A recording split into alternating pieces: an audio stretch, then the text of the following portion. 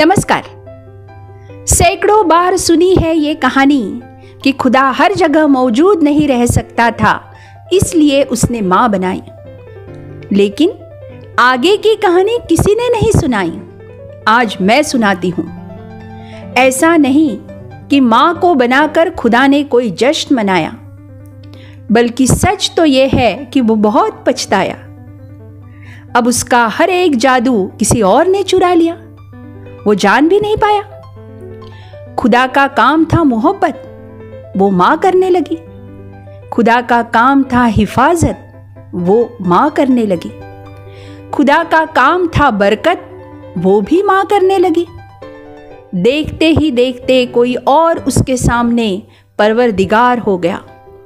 वो बहुत मायूस हुआ, बहुत पछताया, क्योंकि मां को बनाकर खुदा बेरोजगार हो गया। मां को बनाकर खुदा बेरोजगार हो गया। नमस्कार, हॅलो, मी सीमा बक्षी, बॉलिवूडची आई, आणि आपण या मालिकेच्या तिसऱ्या भागात आपणा सगळ्यांचं मनपूर्वक स्वागत करते। मंडळी, बॉलिवूडमध्ये ज्या ज्या अभिनेत्रींनी समर्थपणे आईच्या भूमिका पेलल्या आहेत त्यांच्याविषयी आपण बोलतो आहोत। आजची अभिनेत्री सगळ्या चित्रपट प्रेमींची लाडकी आहे बरं का। तिने 3 पिढ्या रसिक मनावर राज्य केलं। नैनो में सपना, सपनों में सजना असं म्हणत म्हणत तुम्हाला नाचवलं, तर सोमू असं म्हणत रडवलं। मैं तेरी दुश्मन, दुश्मन तू मेरा असं म्हणत ती नागिण म्हणून पडद्यावर अवतरली। तर लम्हेमध्ये दुहेरी भूमिकेत आपल्याला वेड लावून गेली। कधी ती आपल्यासाठी चालबाज होती, तर कधी मोहक चांदणी। पण आता मी तुम्हाला फॉर एव्हर बेस्ट श्रीदेवीच्या आईच्या भूमिकेची, म्हणजेच 2017 मध्ये आलेल्या मॉम या चित्रपटाच्या दुनियेची सफर घडवणार आहे। म्हणजे पडद्यावर साधारण 17-18 वर्षांच्या मुलांचा जीवशास्त्राचा वर्ग सुरू असतो। अश्लील व्हिडिओंची देवाणघेवाण चालली असते। प्राध्यापिकेच्या नजरेतून सुटत नाही, ती मोबाईल फोडते। एक शिस्तबद्ध शिक्षिका आणि आई देवकी श्रीदेवीच्या रूपात प्रेक्षकांसमोर येते। 2 सशक्त संदेश देणारा मॉम प्रेक्षकांच्या हृदयावर कोरल्या जातो। मॉम इज मॉम, ती सख्खी असो की सावत्र, हा स्त्री शक्तीचा प्रथम संदेश पोहोचविण्यात श्रीदेवी यशस्वी झाली आहे। 1970 आणि 80च्या दशकांमध्ये चित्रपटातून सावत्र आईची प्रतिमा डागाळलेली बघण्याची आम्हाला सवय लागली होती। पण मॉम बघताना चौकोनी कुटुंबातील धाकटी मुलगी आईला मॉम म्हणते, तर थोरली मॅम म्हणते, तेव्हा लगेच प्रेक्षकाला कळतं, सख्खे सावत्र प्रवास सुरू झाला की काय। आईला सतत जाणवत असतं की शाळेत मॅम म्हणणे ठीक आहे, पण घरी मॅम मधील हा एचा काटा आईला बोचत असतो। तो काटा काढून त्यावर ओच्या मलमपट्टीची गरज असते। म्हणूनच हा प्रवास आहे मॅम ते मॉमचा। अगदी बाळबोध वळणानं सांगायचं तर बाई ते आई।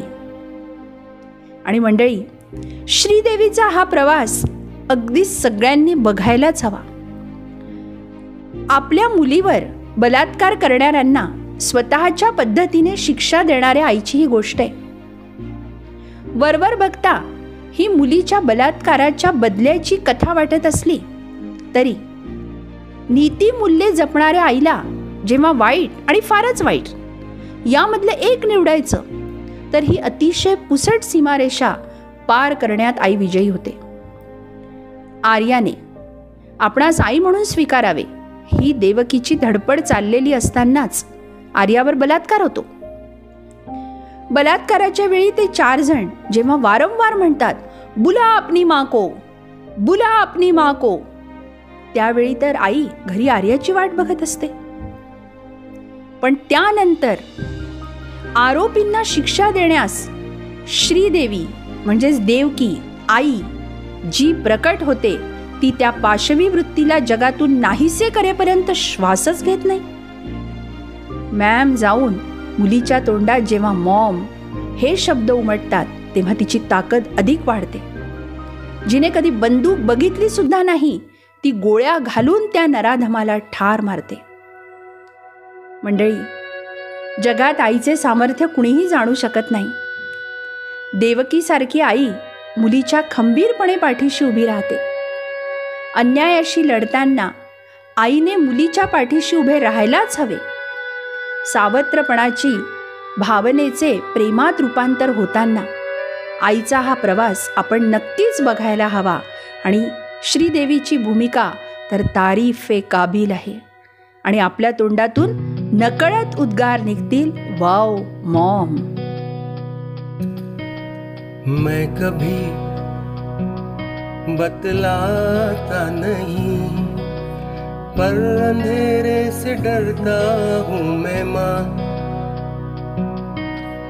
यूं तो मैं दिखलाता नहीं, तेरी परवाह करता हूँ मैं माँ.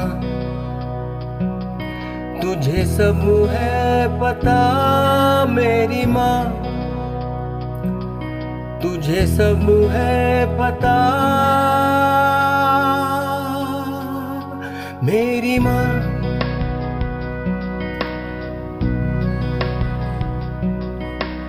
भीड़ में यूं न छोड़ो मुझे, घर लौट के भी आना पाऊँ माँ. भेजना इतना दूर मुझको तू, याद भी तुझको आना पाऊँ माँ. क्या इतना बुरा हूँ मैं माँ, क्या इतना बुरा मेरी माँ.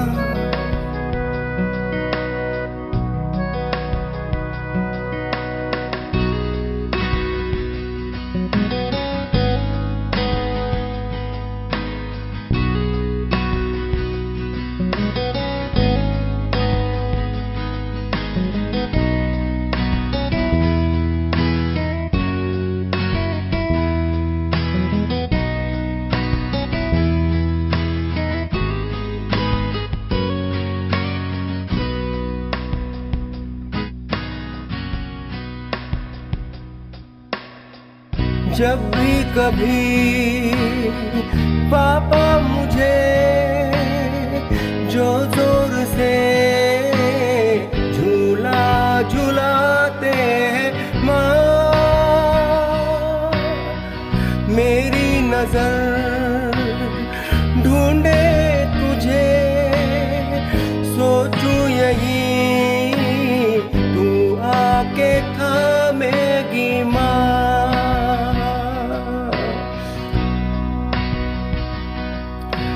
उनसे मैं ये कहता नहीं, पर मैं सहम जाता हूँ माँ. चेहरे पे आने देता नहीं, दिल ही दिल में घबराता हूँ माँ. तुझे सब है पता है ना माँ, तुझे सब है पता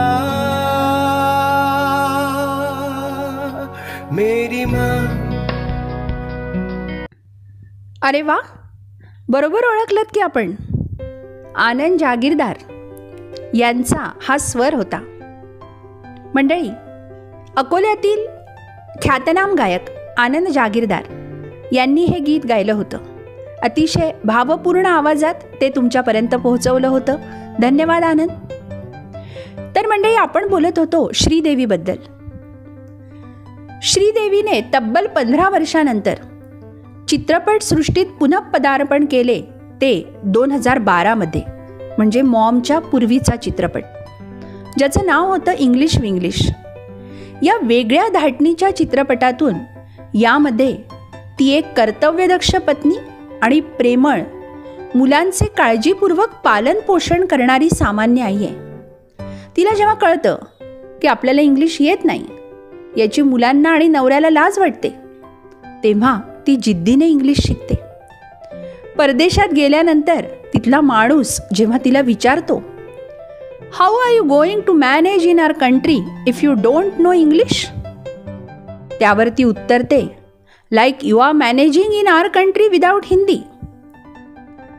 मंडळी, या चित्रपटात सामान्य गृहिणी एकदा का निश्चयी झाली की तिच्यात काय परिवर्तन होऊ शकते याचा उत्तम दाखला आहे. परदेशात जेव्हा ती शिकते तेव्हा तिथले शिक्षक तिचे मुलांविषयीचे प्रेम, संसाराविषयीची निष्ठा बघून म्हणतात, entrepreneur is someone who runs his or her own business. Shashi, you are an आंत्रप्रिन्युअर.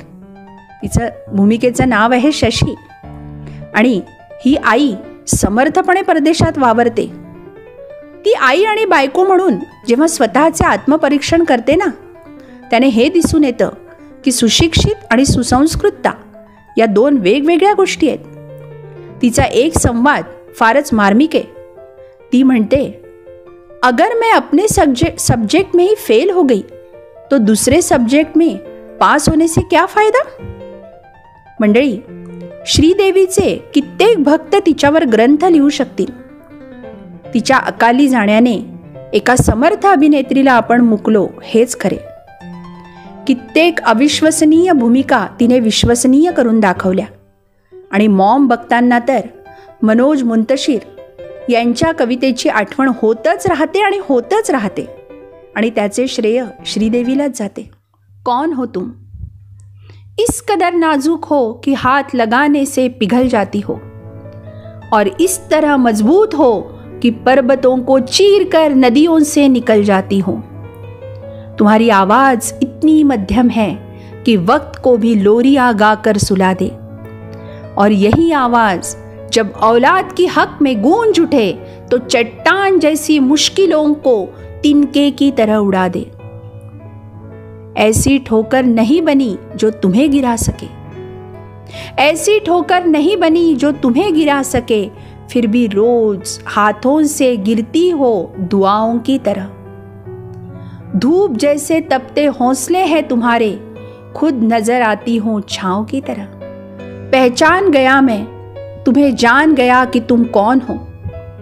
किसी मंदिर से उठता हुआ लोबान का धुआं हो तुम, किसी मस्जिद से आती हुई सुबह की अज़ां हो तुम. कोई सरहद नहीं जिसकी वो आसमां हो तुम, माँ हो तुम, माँ हो तुम. आजचा हा कार्यक्रम आपणास कसा वाटला ते जरूर कळवा आणि माझा हा कार्यक्रम तुम्हाला आवडला असेल तर शेअर आणि हे चॅनल सबस्क्राईब जरूर करा. उद्या आपण पुन्हा भेटणार आहोत एका नवीन अभिनेत्रीला. तर तोवर स्टे ट्यून ऑन बक्षीस डिव्हाइन वर्ल्ड.